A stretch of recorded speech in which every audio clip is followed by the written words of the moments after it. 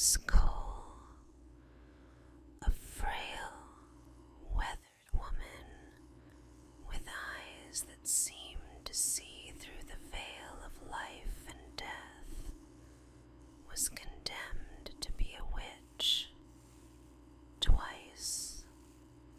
The first accusation came in 1656, when the village suffered one tragedy after another.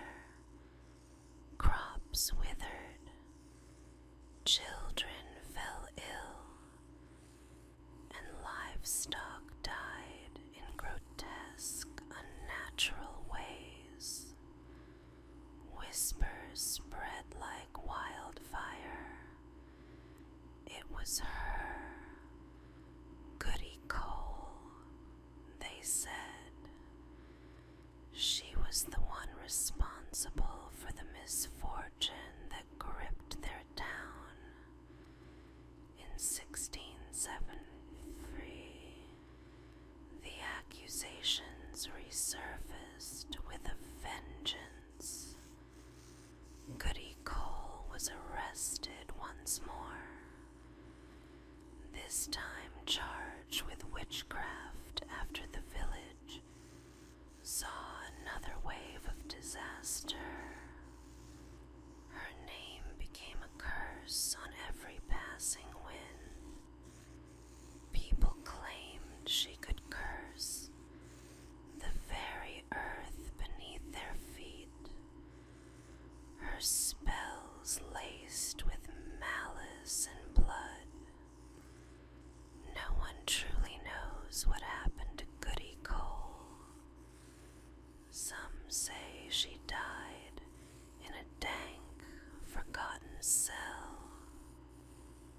Her spirit, lingering in the fog that rolls over the town, waiting for the next to dare invoke her name. They say if you wander too far in the woods near Brentwood at night, you might feel her cold, dead gaze upon you. Her laughter echoing through the trees as she beckons you closer into her cursed, eternal grasp. In the eerie darkness of Cape Henlopen State Park, a ghostly light flickers on the horizon, drawing the lost and the curious into its haunting glow. Known as the corpse light, this phantom flame lures those who wander too far from the path with a false promise of safety. It's a light that seems to dance just out of reach, flickering like a distant beacon, as though someone or something is waiting for you to follow. But don't be fooled by its warm, inviting glow. Those who have dared to approach the corpse light speak of a terror that creeps up behind you, growing colder and darker with every step you take toward it. The closer you get, the dimmer the light becomes, until it vanishes entirely, leaving you lost in a suffocating, unnatural darkness. And that's when the true horror strikes. Some say the light is the soul of a sailor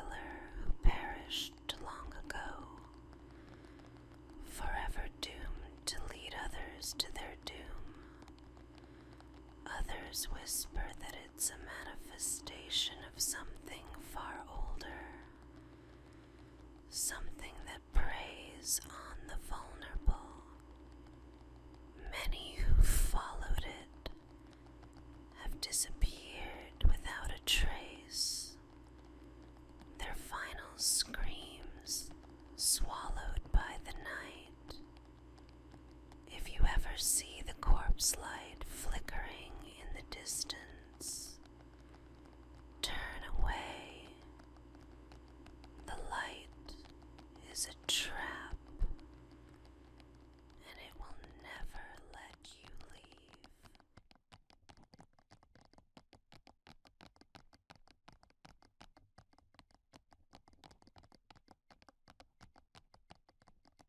In the dead of night, under the oppressive weight of the full moon, a sinister pastime thrives in the quiet corners of rural farms. A cruel, twisted game known as cow tipping. The legend speaks of young thrill seekers who, driven by a strange, dark hunger, stalk the unwitting cows as they sleep soundly in the fields. The cows, standing on their hooves, are completely unaware of the danger creeping toward them. Silently, the tipper approaches, each step measured, each breath held. Then, with a single violent shove, the massive creature topples. The thud of the cow crashing to the earth echoes through the still night, a shocking sound that shatters the quiet like a gunshot. The cow, stunned and disoriented, struggles to rise, its heavy body too disoriented to defend itself. But it's not just the thrill of the topple that lingers.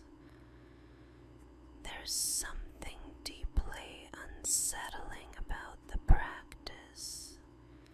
Some say it awakens something ancient, a curse bound to the land. There are whispers in the shadows that those who partake in cow tipping may be marked, followed by a presence that never leaves them. A watchful, unseen force that waits. Others say that the cows, though silent, are not as innocent as they appear.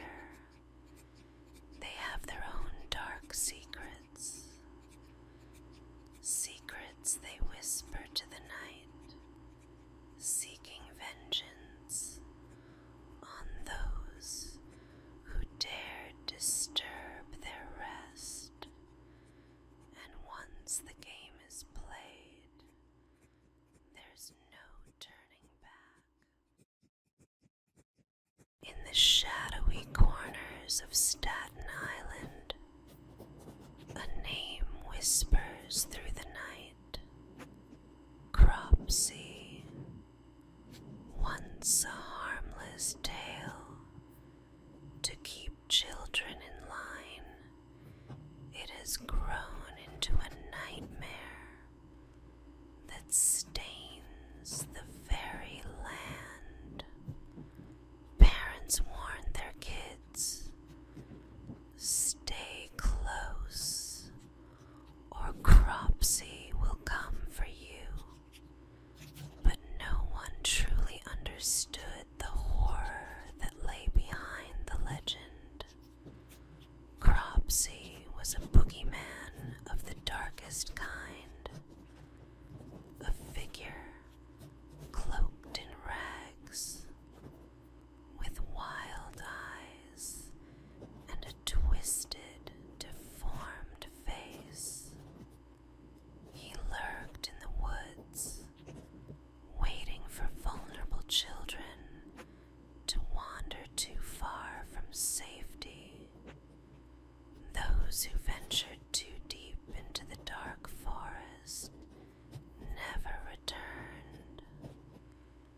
Their screams vanished in the wind, leaving only silence in their wake. The legend didn't stop there. As the years passed, Cropsey became something far more real, an embodiment of true terror.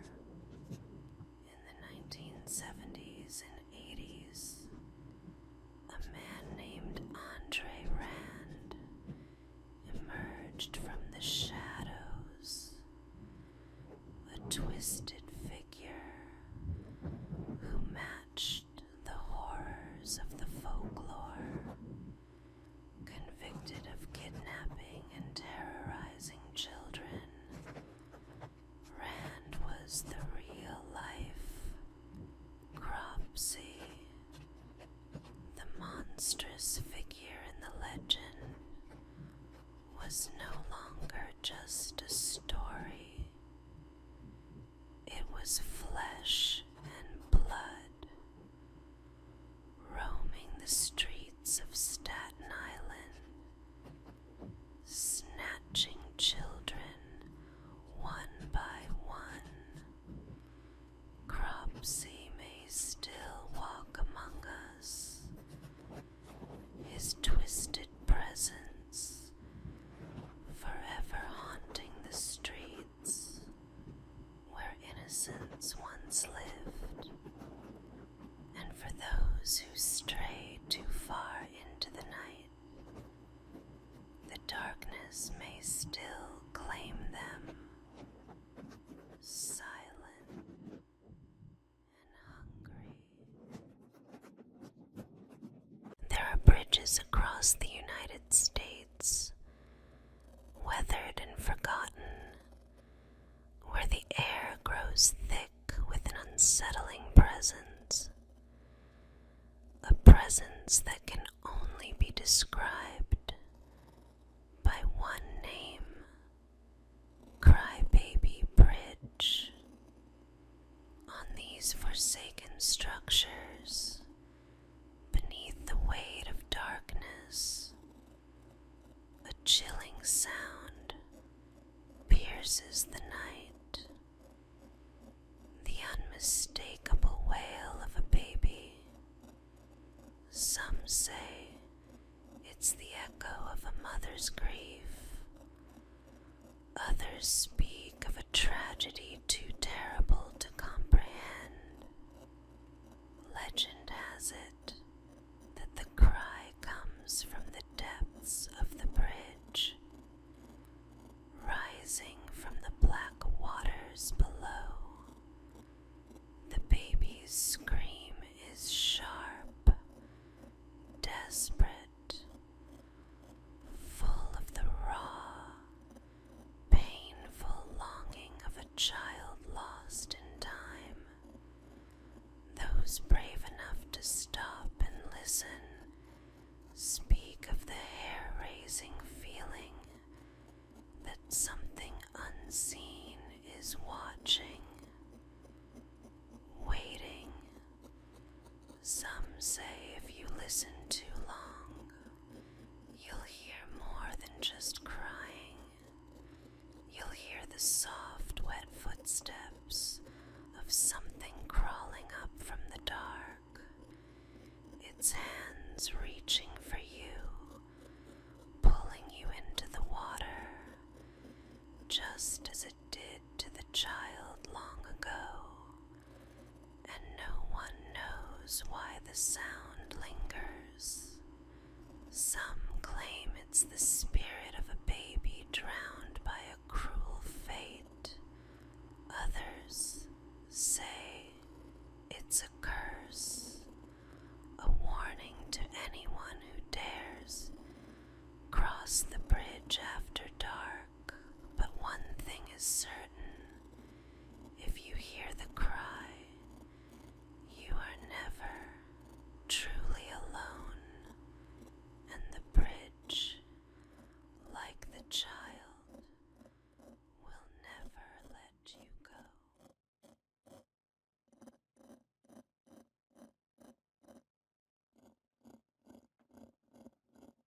In the 1950s, a haunting image began to spread across homes in Europe and beyond. A painting that seemed innocent at first, but carried with it an unspeakable curse. It was called The Crying Boy, a portrait of a tear-streaked child with eyes that appeared too knowing, too sorrowful, painted by Giovanni Bragolin, a pseudonym for the Italian artist Bruno Amadio. The image was mass-produced and hung in countless homes, unwittingly marking them with a dark and sinister fate.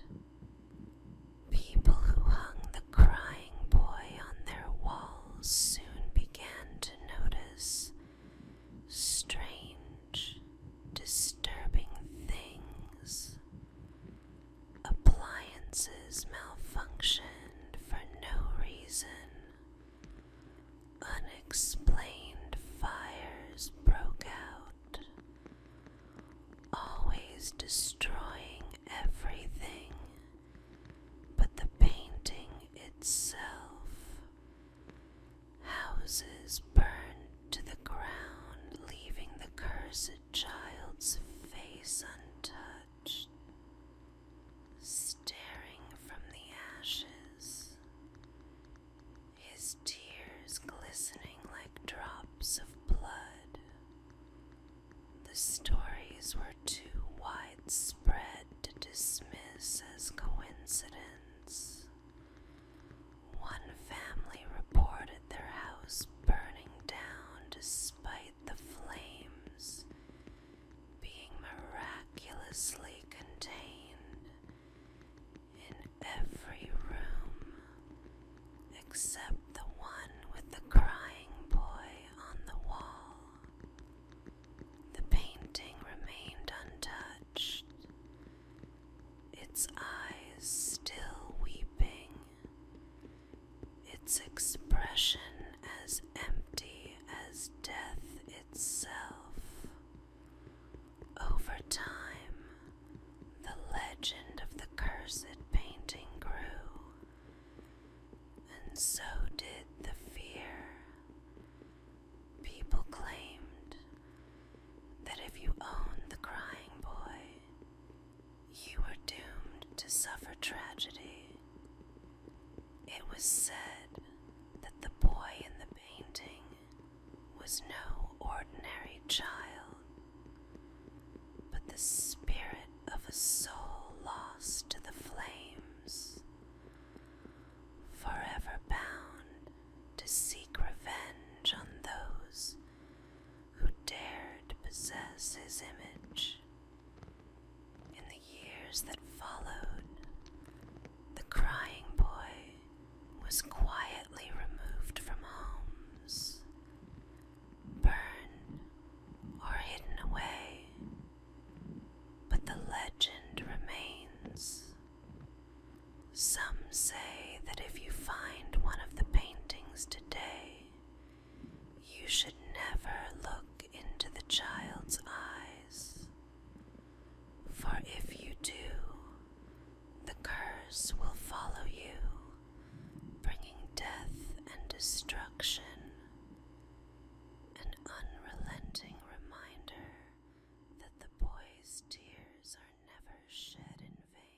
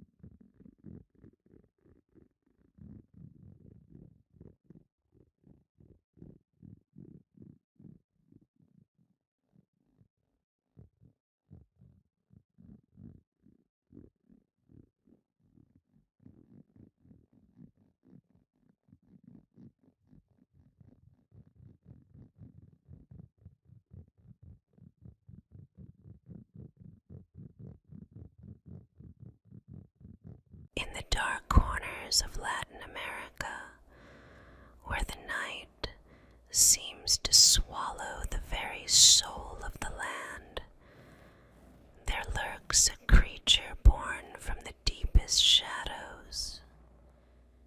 El Cucuy.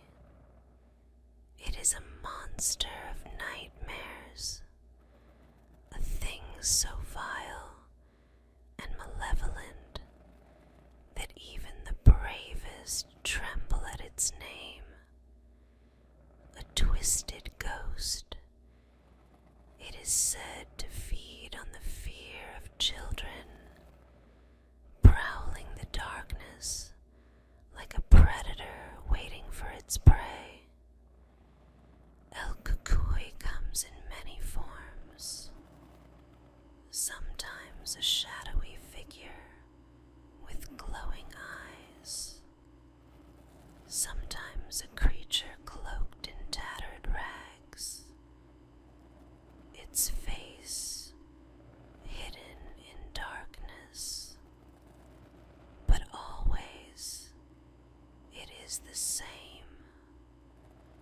Relentless, cruel, and hungry.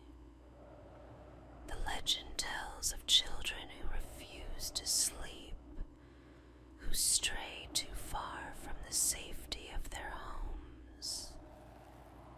These are the ones El Cucuy seeks, drawn by their defiance, their cries for help. Parents warn their children with the same chilling phrase: if you're not good, El Cucuy will come for you. And it is no empty threat. Those who disobey, who wander too far into the night, often vanish without a trace, their bodies never found. The air grows cold where El Cucuy treads, the silence broken only by the sound of distant, haunting footsteps. Beware, for if you hear the wind howl at night, and if the shadows seem to move with a life of their own, El Cucuy might be closer than you think, waiting, watching, and hungry.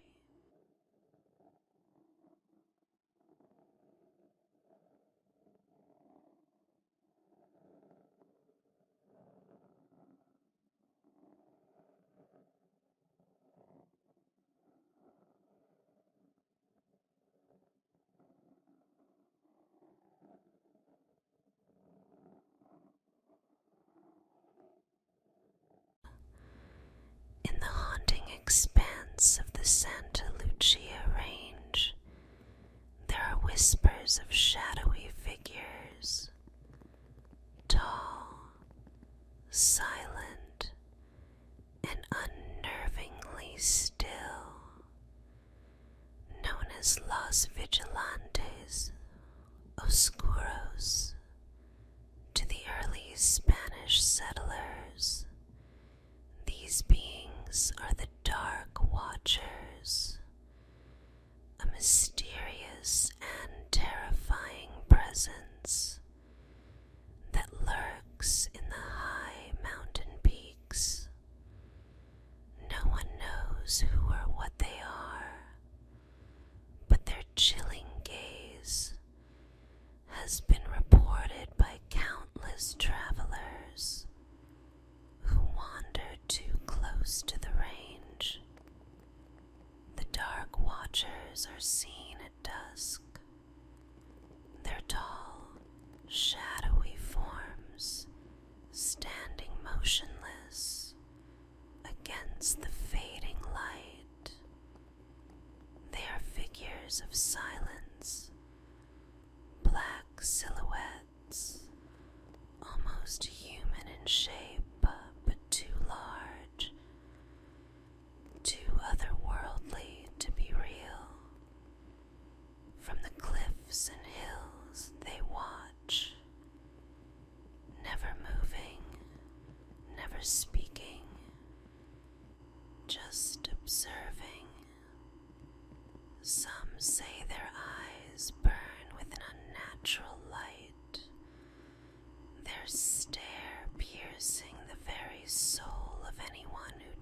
dares to venture into their territory. Those who have dared to approach report an overwhelming feeling of dread, as though the air itself thickens with a malevolent force. The watchers never make a sound, but their presence is undeniable, heavy, suffocating. And when travelers turn to leave, they are often followed, as though something dark is trailing them through the shadows, just beyond their reach. The dark watchers are a warning, a curse, or perhaps something even older, waiting for the next soul, foolish enough to wander too close. One thing is certain: they are always watching, and they will never look away.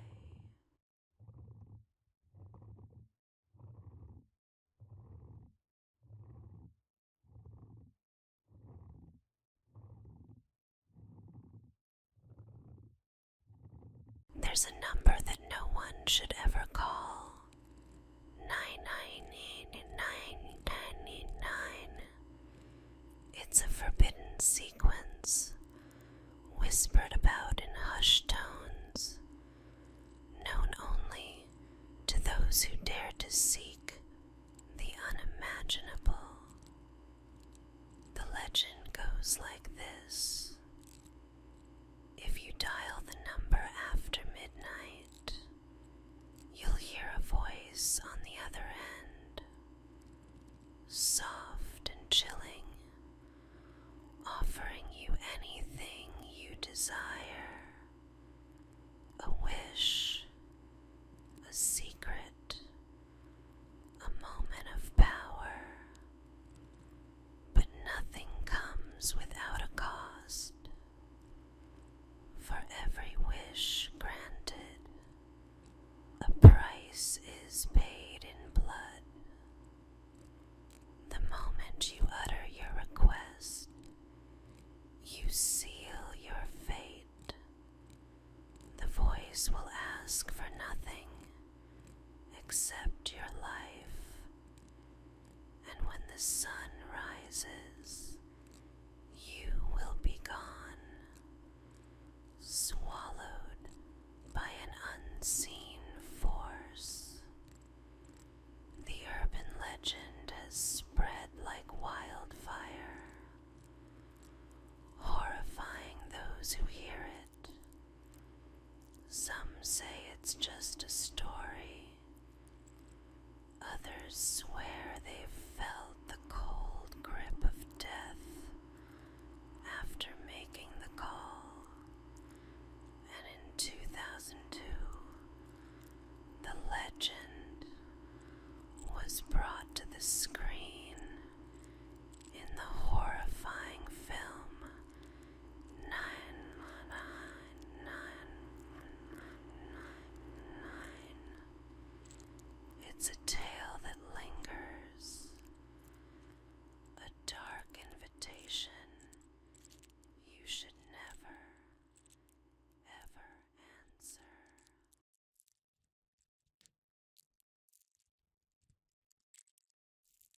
On the dark, mist-shrouded waters of the Platte River, there drifts a ship that should not exist, a ghostly vessel known as the Death Ship. First sighted in the mid-1800s, this eerie apparition has haunted the stretch between Alcova and Torrington, Wyoming, ever since. The ship, unnaturally gray and spectral, glides across the river's surface, its sails billowing in the windless air, as though propelled by something far more sinister than the breeze. But it's the crew that truly chills the soul. The sailors aboard the death ship are no men at all. They are phantoms, pale, hollow-eyed figures who stand motionless on deck, their faces twisted in eternal suffering. They move with an unnatural jerking motion, as though bound by some cruel force that will never allow them peace.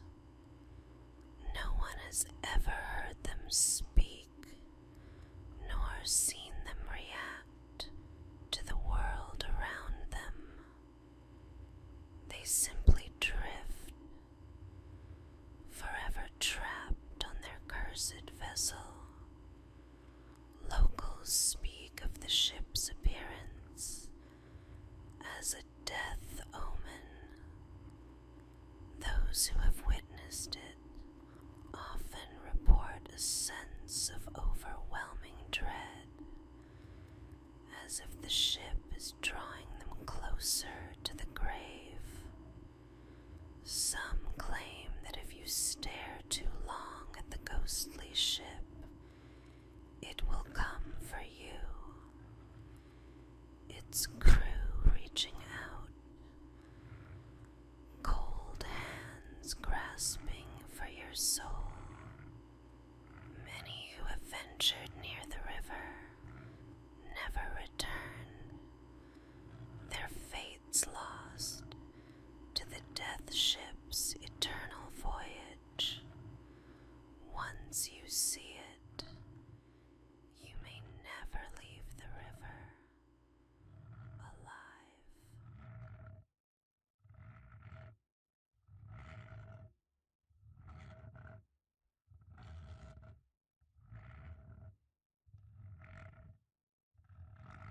The tragic death of James Dean in 1955 left behind more than just a mournful legacy. It unleashed a malevolent curse tied to his iconic Porsche 550 Spider, nicknamed Metal Bastard. The car, which Dean was driving when he met his untimely death, became the focus of a chilling urban legend. The story goes that anyone who took a piece of the wreckage from Little Bastard was doomed to suffer a horrific fate, usually in a car accident of their own. Mechanics, fans, and even curious onlookers who dared to claim parts of the car, an engine, a tire, a seat, found themselves drawn into a web of death and destruction. One by one, those who tampered with the wreck met violent ends, often in accidents eerily similar to Dean's. The curse didn't stop there. The wreckage itself seemed to carry an unrelenting evil.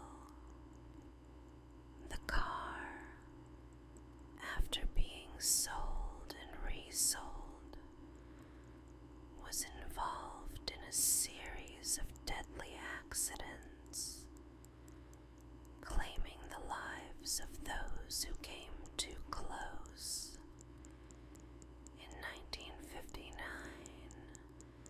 the car mysteriously vanished from a garage in Los Angeles, further adding to its legend.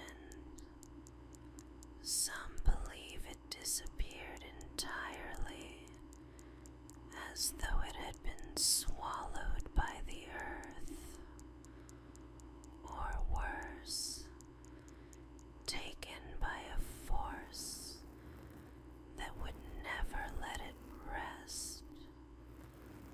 The little bastard seemed to be a malevolent entity, a dark force that claimed anyone unfortunate enough to come into contact with it.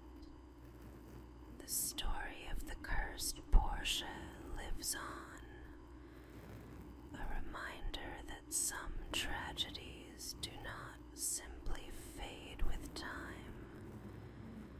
They become warnings, lingering in the shadows, waiting to claim the next victim. If you ever encounter Little Bastard, don't touch it. The curse is waiting.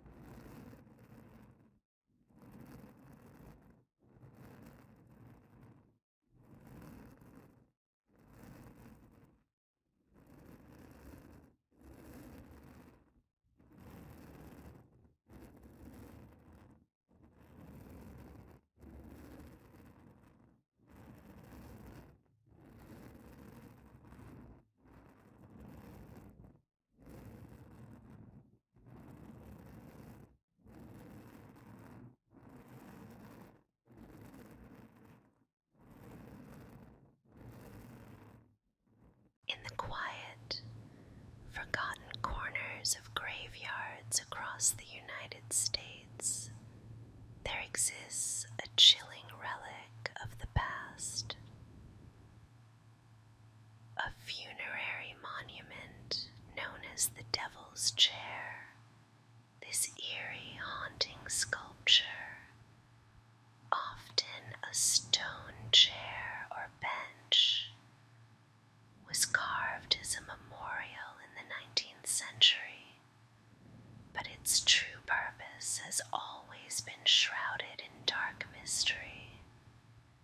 Legend has it that if you sit in the Devil's Chair, you will be visited by a malevolent force.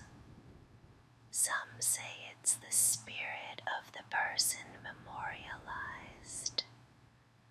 Others believe it is something far darker, an embodiment of pure evil, lurking in the shadows. Those foolish enough to sit in the chair claim to feel an overwhelming sense of dread, as though the very air around them thickens, suffocating them with terror. Others have reported seeing dark figures lurking nearby, their eyes glowing with an unnatural light, or hearing whispers from the chair, voices that seem to speak of curses, of death,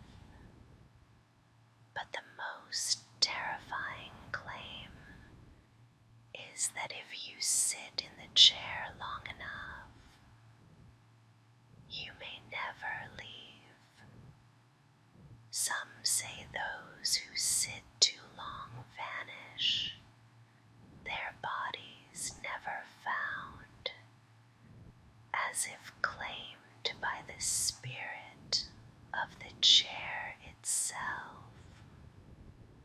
The devil's chair remain, a haunting reminder that